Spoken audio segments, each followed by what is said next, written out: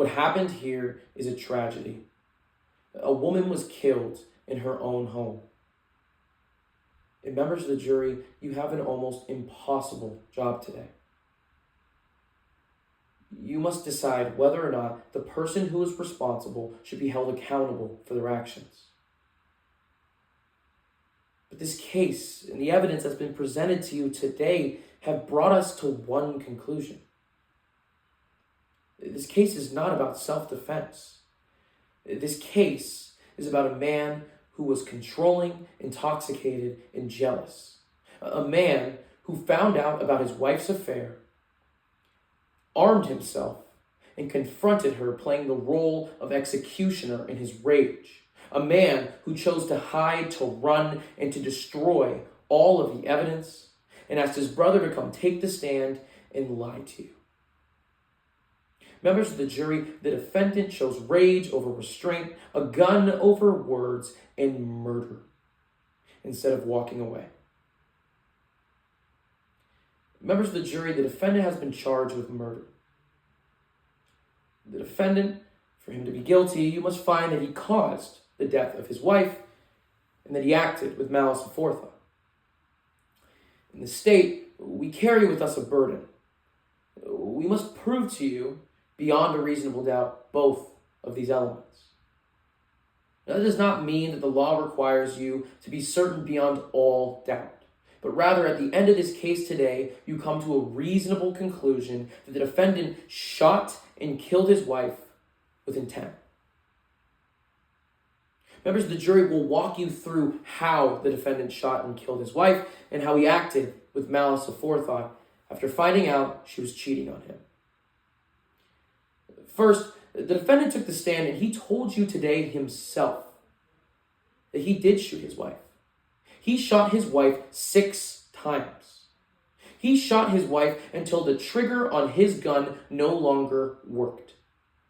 And we heard from the defendant's brother today, who was present at the scene, that he saw the defendant shoot and kill his wife. And members of the jury, the defendant told you himself the gun that the police recovered from the scene was the same gun that he used that night. So the primary question before the court today is whether or not the defendant acted with malice aforethought. And what that means is before the defendant pulled the trigger on that gun, that he made an active choice to use deadly force, knew of the consequences, and chose to do so anyways. And that's exactly what we have here today. The defendant meant to kill his wife. Why? Because the defendant told you himself that was the day he found out that his wife was cheating on him. Members of the jury, we heard from Michael Jones in this case, the man who was cheating with the defendant's wife. And he told you the defendant had a history of abuse, a history of beating his wife. That, members of the jury, is the emotional drive the defendant had when he made the decisions that night. Members of the jury, the defendant did not accidentally stumble into the kitchen and shoot his wife. He did not just accidentally stumble into the tragedy that occurred today, that night. The defendant armed himself first. He walked into the bedroom, he grabbed a gun, and he brought it with him to an argument with his wife. The defendant wasn't scared. Members of the jury, he was angry. This was not self-defense. Members of the jury, this was preparation. And when he made the choice to use that gun, to pull that trigger, he did not do so once. He chose to fire 6 shots at a woman in her own kitchen. Members of the jury, you do not shoot somebody 6 times by accident.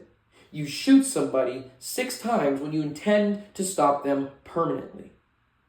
That is intent to kill. That is intent to cause bodily injury. Members of the jury, that is reckless disregard for human life. But let's take a look at the actions of the defendant that night. He chose not to ask for help. He didn't check to see if his wife was alive.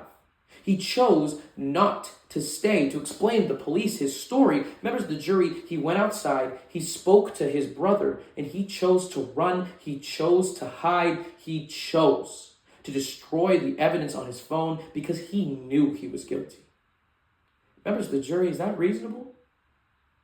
But that wasn't all. Members of the jury, the defense's case hinges on the testimony of the defendant's brother, a man who was just released from prison for lying under oath. A man who told you on the stand today he would lie, cheat, and steal for his brother. That, members of the jury, is who the defense wants you to trust. Now, the defense wants you to believe that this is a case that was in a drunken panic, a case that was in chaos, a case where the defendant was in a rage and he was scared because his wife had a knife in her hand that night. But that's not what the evidence showed. We heard the defendant went into his room, grabbed a gun to scare her. Members of the jury, he was drinking, yes. But drinking does not eliminate choice. Drinking does not eliminate intent. And yes, the wife did have a knife in her hand that night. But that does not eliminate what the defendant chose to do. Forget about bringing a knife to a gunfight. Members of the jury, the defendant brought a gun to an argument. He chose anger over restraint, a gun over words, and murder over walking away. Because the thing about reasonable doubt is that it must be reasonable. Amanda Cicito, the victim in this case, a wife, a mother, and a member of our community, she doesn't get a second chance. Her son will not see his mom again. But members of the jury, you have the power to give her son and the community and Amanda's family justice.